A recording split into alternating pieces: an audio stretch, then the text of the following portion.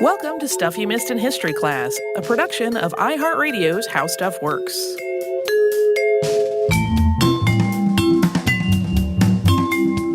Hello and welcome to the podcast. I'm Tracy V. Wilson. And I'm Holly Fry. This is part 2 of our podcast on Packard versus Packard, which is when Theophilus Packard had his wife Elizabeth institutionalized because, in his words, she was insane. That was not her opinion of it at all. Part 1, we talked about the early lives of the two of them and how they had an apparently happy and functional marriage for about 15 years that crumbled and became abusive. And then he, as I just said, had her involuntarily committed.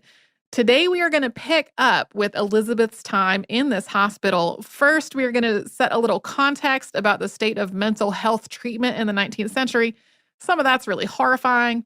Some of this language, like we wouldn't necessarily throw around the word insane to describe a person today.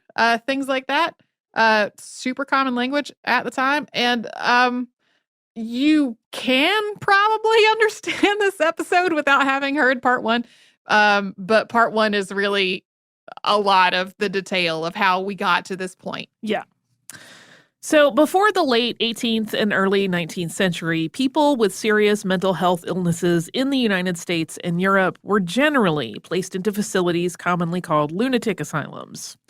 And these asylums were not about treatment. They were essentially prisons. Patients were often put into restraints and left there with little in the way of comfort or care, and sometimes they were actively abused by the staff or others living in the facility. And some of these asylums were also tourist attractions, with visitors coming to gawk at the patients. In the United States, that started to shift in the late 1700s and early 1800s. The nation's first private mental hospital was the Asylum for the Relief of Persons Deprived of the Use of Their Reason, also known as the Friends Hospital, which was opened by Quakers in 1817. The Friends Hospital focused on the idea of moral treatment, which became the standard of care in most mental hospitals by the middle of the 19th century. The basic idea had been put into practice by physician William Tuke at an asylum called The Retreat in York, England, which opened in 1796. Over the late 1700s and early 1800s, physicians in Britain and France continued to refine the Retreat's methods.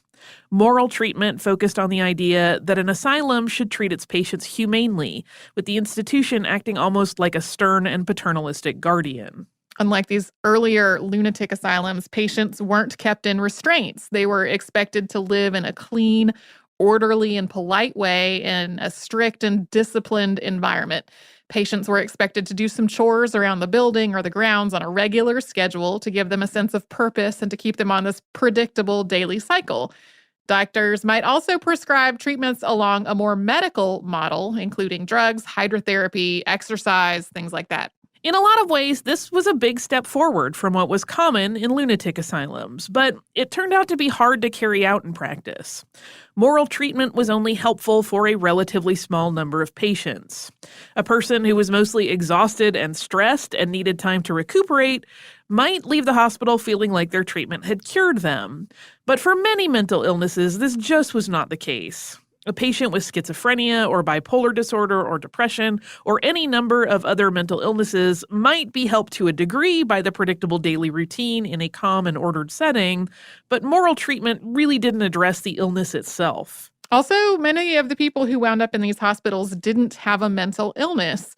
The field of psychiatry was really in its infancy, without a clear sense of what was or wasn't a mental illness. So people with drug and alcohol addictions, developmental disabilities, and epilepsy, all kinds of other conditions wound up in mental hospitals, and so did people who just weren't behaving as their families or society expected them to. There weren't many of these private hospitals at first. They were mostly in more affluent areas and available to wealthier people. So most people with mental illnesses that kept them from being able to function in society were kept out of sight at home. Or if their families couldn't or wouldn't care for them, they wound up in almshouses or even prisons. Care typically was not good in any of these scenarios. People caring for family members at home might have good and loving intentions, but there was so much stigma surrounding mental illness and ideas that they were brought on by things like possession, a lot of different explanations for mental illnesses that didn't amount to an illness. That people caring for family members were just as likely to be abusive or neglectful.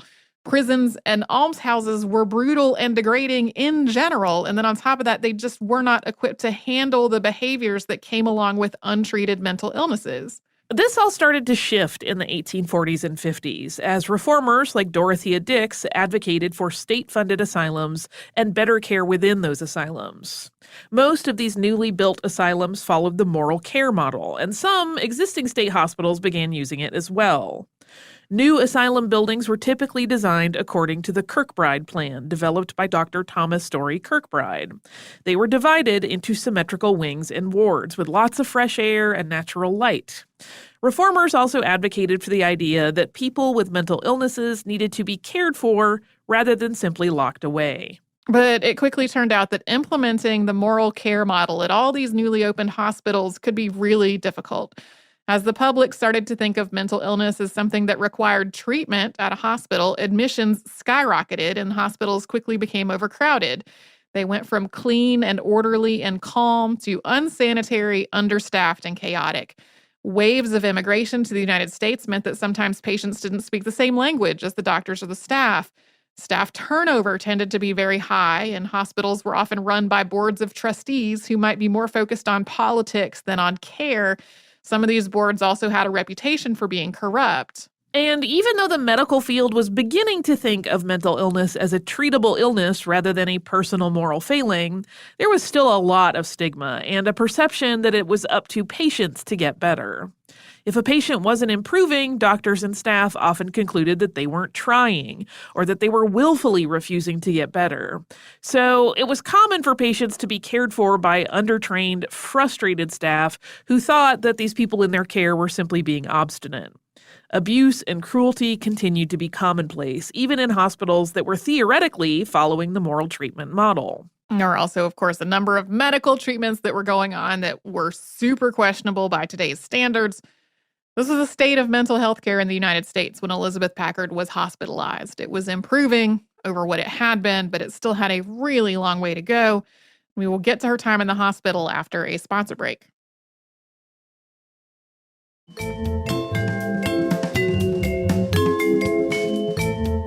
When Elizabeth Packard was admitted at the Illinois State Asylum and Hospital for the Insane, its superintendent was Dr. Andrew McFarland of New Hampshire. He was at the top of his field. He was part of the first wave of people to join the Association of Medical Superintendents of American Institutions for the Insane, or the AMSAII, which was a precursor to the American Psychiatric Association. In 1860, he was its president. He had tried to hand in his resignation, citing a serious illness in the family, and when he tried to do that, the association had declined. Elizabeth's admission note read, quote, June 19th, 1860.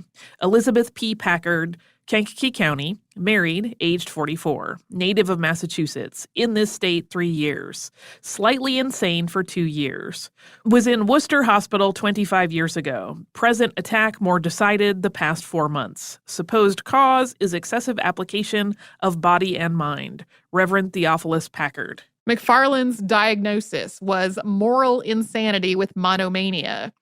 Moral insanity was an accepted diagnosis through most of the 19th century. In 1835, Dr. J.C. Pritchard described it this way, quote, there is a form of mental derangement in which the intellectual faculties are uninjured, while the disorder is manifested principally or alone in the state of feelings, temper, or habits. The moral principles of the mind are depraved or perverted, the power of self-government is lost or greatly impaired, and the individual is incapable of conducting himself with decency and propriety in the business of life. Monomania was another 19th century diagnosis, and as its name suggests, it was a mania connected to one specific thing. And in Elizabeth's case, that was religion. Dr. McFarland seems to have genuinely believed that Elizabeth was mentally ill and that his diagnosis was the correct one. Her husband, too, seems to have genuinely thought that his wife was, in his word, insane.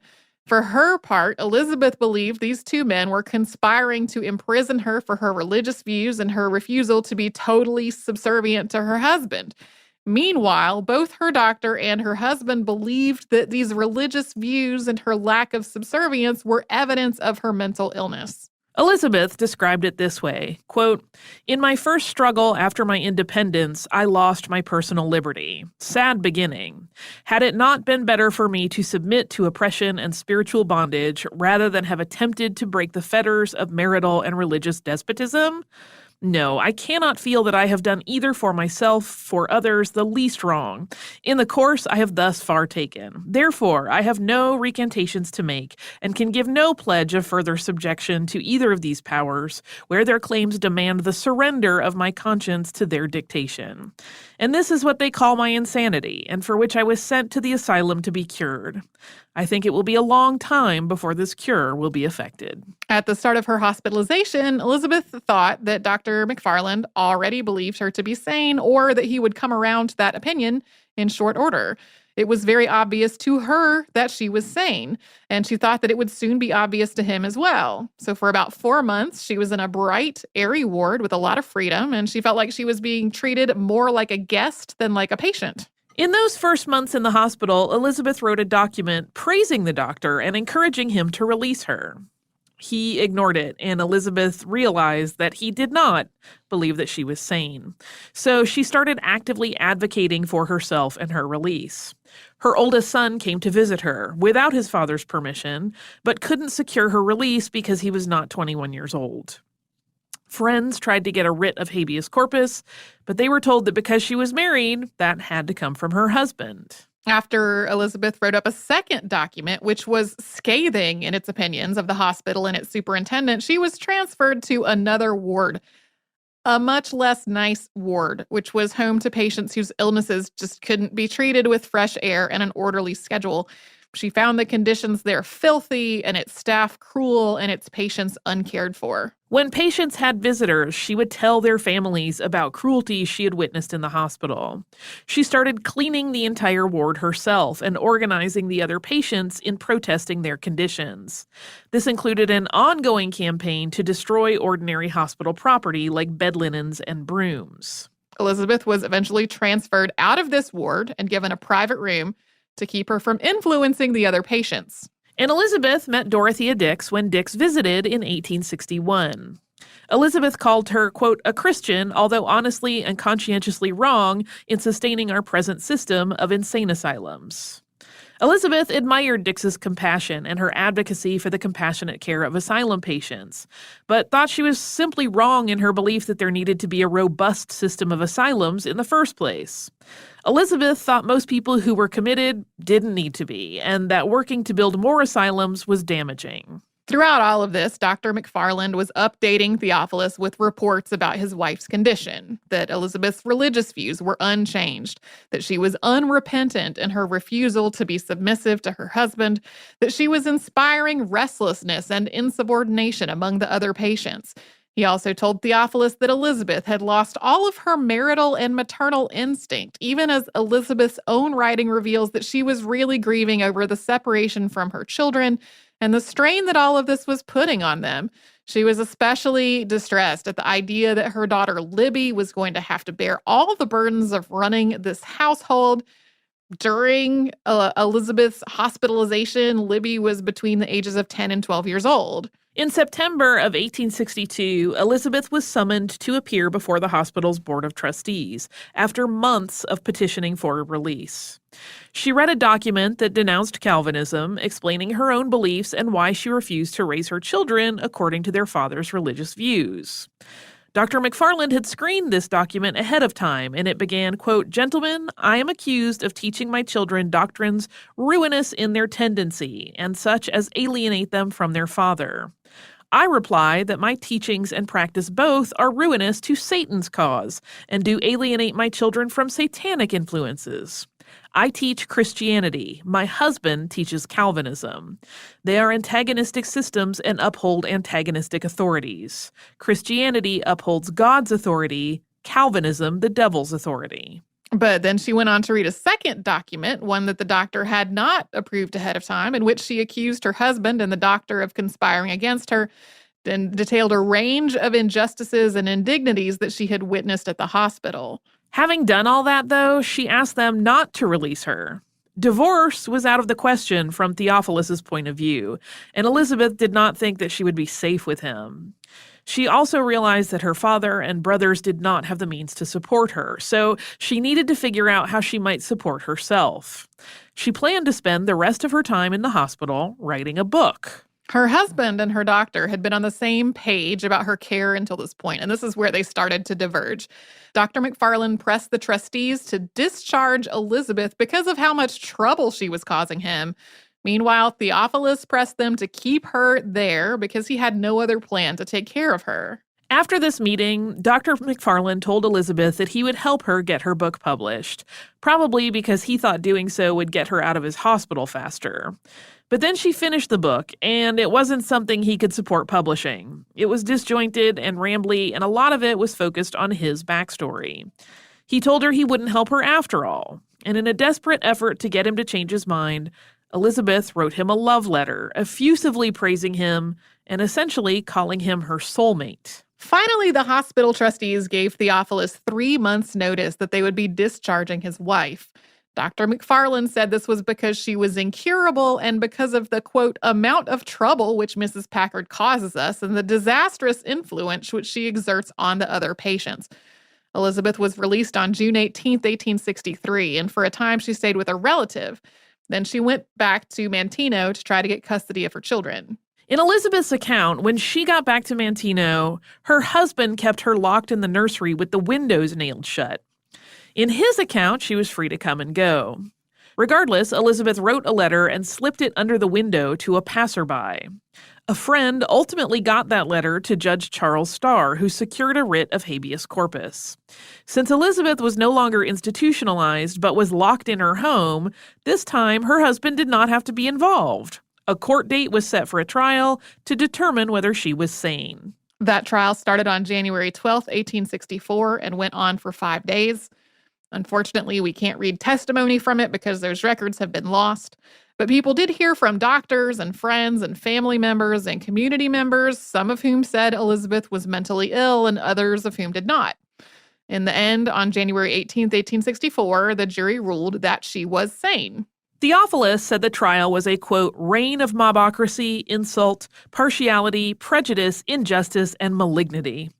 On the day of the verdict, he packed up their minor children and their belongings and went back to Massachusetts. This left Elizabeth without her children, with nowhere to live and no way to support herself. She sued for divorce, but since Theophilus had already left the state, the county clerk said he could not be found, and eventually she just let the matter drop. We'll get to her life after this, including her years of work to make sure the same thing couldn't happen to other women after a sponsor break.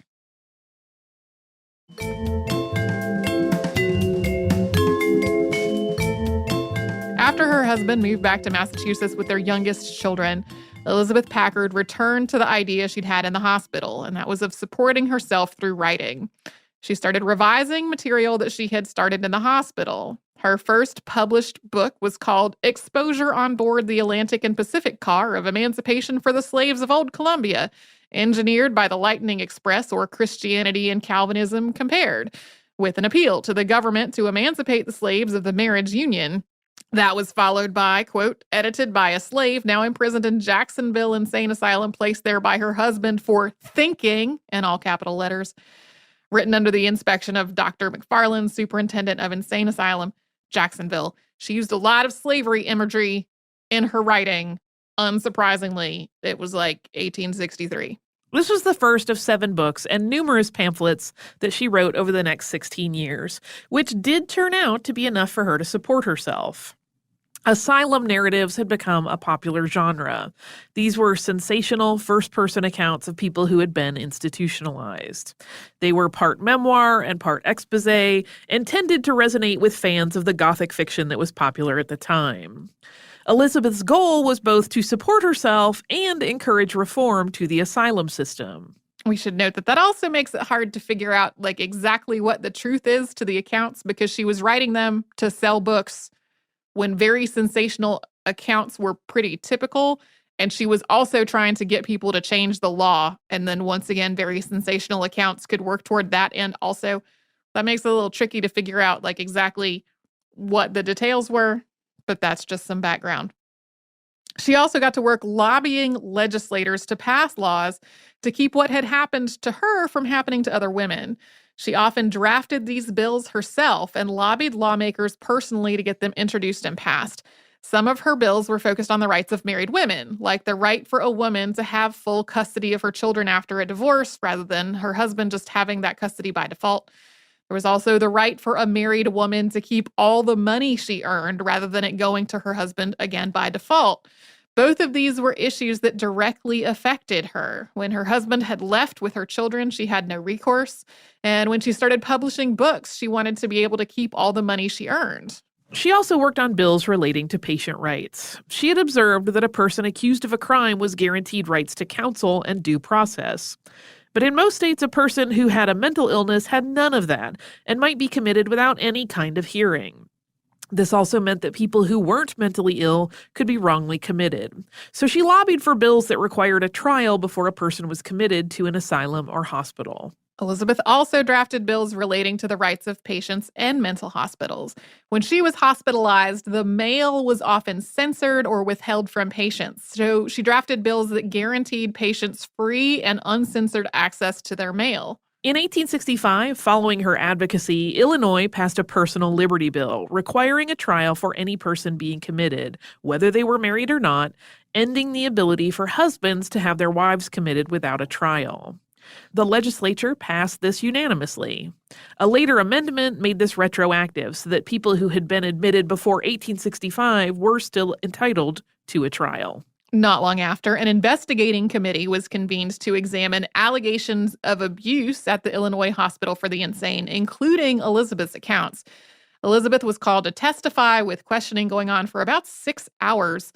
At the very end of that day, that love letter that she had written to Dr. McFarland was introduced as evidence to try to undermine her believability. Because she'd been on the stand for so long, the commission allowed her to respond to that the next day. And when she did, she explained what we said earlier, that it had been a desperate effort to flatter him and get him to help her publish her book. Ultimately, the committee found numerous examples of cruelty toward patients at the hospital, as well as evidence that McFarland had misclassified patients, housing people with minor treatable conditions with patients who were disruptive and violent. Although the commission recommended that McFarland be dismissed, the city of Jacksonville and the hospital's board of trustees stood by him. He eventually resigned on November 30th, 1868, while continuing to have a career in mental health. Elizabeth kept up her lobbying through all of this and through a very bitter, very public three-way dispute among herself, her husband, and her former doctor.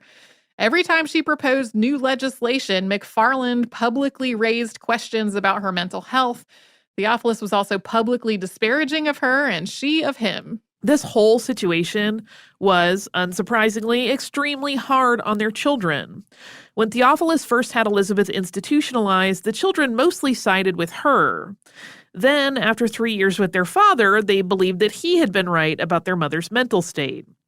Sometime after being reunited with her, most of them supported her side of the story again, and this went back and forth repeatedly as they were with one parent or the other, or had their own issues going on with their personal lives and their relationships to the rest of the family. The increasingly acrimonious relationship between Elizabeth and Theophilus affected them as well. Libby Packard, in particular, struggled with her own mental health and possibly an eating disorder for much of her life, almost certainly exacerbated by their stressful and chaotic family situation.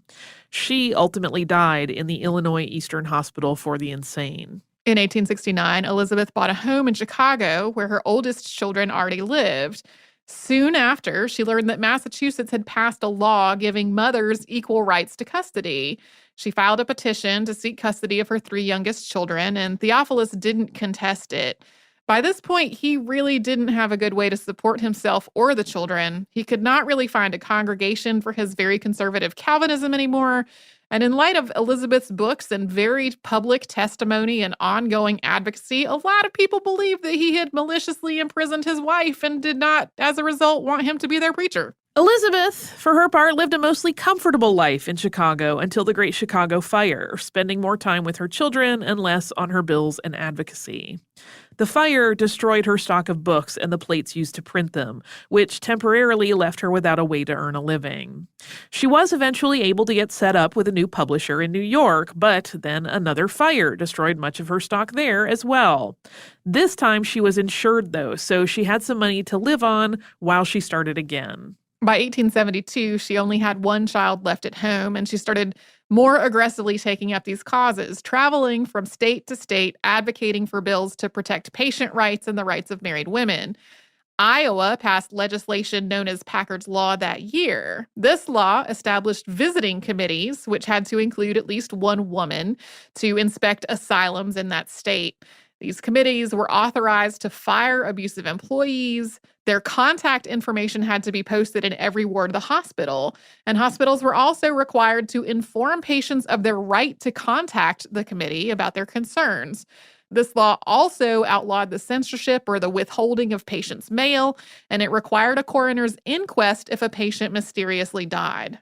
This bill faced a lot of resistance from Iowa's hospitals and from the Association of Medical Superintendents of American Institutions for the Insane. As Elizabeth started campaigning state by state to try to get similar measures passed elsewhere, the AMSAII embarked on what it called the Project of the Law to try to block as many of these bills as they could. They thought these bills made it harder for the hospitals to subdue patients, and they worried about how their work was damaging the reputation of the entire field. Yeah, the idea that the AMSAII thought that patients needed to be subdued caused Elizabeth Packard a great amount of outrage. She campaigned through New York and New England and then on to other parts of the country, facing character assassination by the AMSAII and by her husband everywhere she went. In spite of that, she tended to be very effective. I mean, she wasn't always successful. She introduced plenty of bills that didn't ultimately get passed, but in the words of a Massachusetts legislator, quote, "We passed the bill because we could not do otherwise, for Mrs. Packard was so very persistent we could not bluff her off." She also went to Washington, D.C., and lobbied President Ulysses S. Grant for a bill to protect the right of patients in asylums to get their mail without censorship or surveillance. Although Grant agreed that such a law was needed, that bill did not ultimately pass. By the end of Elizabeth Packard's life, more than 30 bills had been passed to protect the rights of married women or of psychiatric patients. Some of these came from her direct advocacy, and others came from the widespread news coverage of her work and her story. In 1875, Mary Todd Lincoln went through a widely publicized insanity trial. One of the doctors who examined her was Dr. McFarland, and many reports noted that the laws governing her trial were very strict because of Elizabeth Packard's advocacy. At the same time, this trial revealed that it was still possible for someone to skirt the law to have someone else committed. Mary Todd Lincoln's son informed her of the upcoming trial at the last minute and then appointed an attorney who was in favor of committing her to represent her. In 1878, Elizabeth Packard published The Great Drama, which was 4 volumes long. That is 1,600 pages. It was written during her last month in the asylum, and it's very scattered and chaotic. I mean, we talked about Dr. McFarland saying that he couldn't help her get it published. It was full of references to spiritualism and personal visions that she had connected to the idea of spiritualism. These were things that she had distanced herself from in earlier published writing. It's clear from the text itself that being in the asylum for 3 years had taken a mental and emotional toll on her. But it also seems like at this point she had established enough of her name for herself that she didn't think it was going to hurt her if she made all of these thoughts public. Theophilus Packard died in 1885, and then Andrew McFarland died in November of 1891. Elizabeth's writing doesn't reveal her thoughts or feelings about either of these deaths. She was, by all appearances, continuing to lobby for bills to protect women and people with mental illness throughout all of it. Elizabeth Packard died on July 26, 1897, at the age of 80, after surgery on a strangulated hernia. Her legacy is a little bit complicated. It's clear that in her own mind, she was mentally well for all of her adult life. Some of her writing, though, is chaotic and disordered in a way that it suggests that she might have had some kind of underlying condition, although not necessarily one that would have required her to be hospitalized against her will. Or this could have been totally situational, just stemming from this combination of social expectations and her deteriorating relationship with her husband and the hospitalization itself and just all the stress that came along with all of that. And there are also questions about whether the laws she was drafting really were what was best for patients. It is clear that before she lived, it was far too easy for people to have family members committed, especially for husbands to commit their wives. But what's less clear is whether a requirement for a jury trial is the best way to protect a person's rights. Many of the laws that Packard worked on were later revised to protect patient privacy during these trials, or to require some other assessment process rather than a trial before being admitted to an inpatient facility. Regardless, though, the laws definitely offered more protection than had existed before. Yeah. Whether it's ultimately true that those were the right protections or not. Yeah. That's a stressful one because you find yourself getting raged up about people involved in it. Yeah. Well, and it's like, when we talked about all the moral treatment stuff in part 1, like I've dealt with anxiety for a lot of my life. And there have definitely been times when like the situation I was in was exacerbating that. And the idea of being in an airy ward with lots of fresh air and a predictable routine, like that sounds amazing. But I wouldn't have come out of that experience with the underlying anxiety addressed at all. Yeah. I mean, it's a continually evolving field as well, like the study of mental health. So who knows where we'll be in 50 years and if we'll look back on how we address various things in today's time looks completely archaic and not sufficient in its own right. Yeah, totally. Got some listener mail. I do. It is from Sophie. Sophie says, "Hi, Tracy and Holly. I just finished listening to your episode about Julia Sand and Chester Arthur, and it brought up a lot of good memories for me. I got my undergraduate degree and ended up minoring in theater arts from the time I spent playwriting and stage managing. My first experience in the theater department was as an assistant stage manager for a play about Julia Sand. It was called Great Emergencies, and it was written by one of the graduate student playwrights, Sean DeMayer. I'm not sure how to say that person's name. I'm sorry if I have mangled it. The play incorporated a lot of Julia's letters into the dialogue, at times staging her as sitting at the table with President Arthur's advisors to show the influence her advice had on his decisions. The play also dramatized Arthur's relationship and ultimate falling out with Roscoe Conkling and the Stalwarts, and included a hilariously awkward portrayal of the day Arthur visited Sand's home. Apparently, she was so caught off guard that her first instinct was to try to hide behind the curtains. I remember finding it amusing how similar the political issues of the time were to us today. Extreme partisan politics, racist immigration policies. It's also impossible to avoid admiring Sand for taking the initiative and using her voice as a writer and political junkie, as you put it, to make a difference in the world when she had no way of knowing that anything would come of it. The play ended on a rather sad note with an imaginary conversation between Sand and Arthur's ghost, who tells her that he's going to have all of his papers burned, leaving her with the impression that her letters will be burned with them, so nobody will ever know who she was or what she did. I can only assume that her ghost would be pleased to know that through this podcast you were uplifting her and so many other forgotten voices in history. Hopefully these stories will inspire others to put their voices to use too, even when it seems the world will not listen. Keep doing what you're doing best, Sophie." Thank you so much, Sophie, for this awesome letter.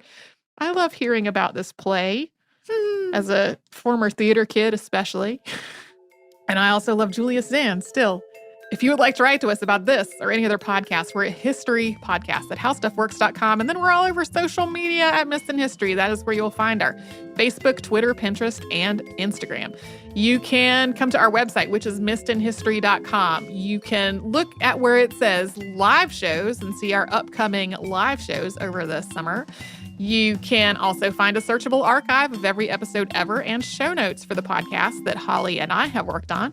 And you can subscribe to our show on Apple Podcasts, the iHeartRadio app, and wherever else you find your podcasts.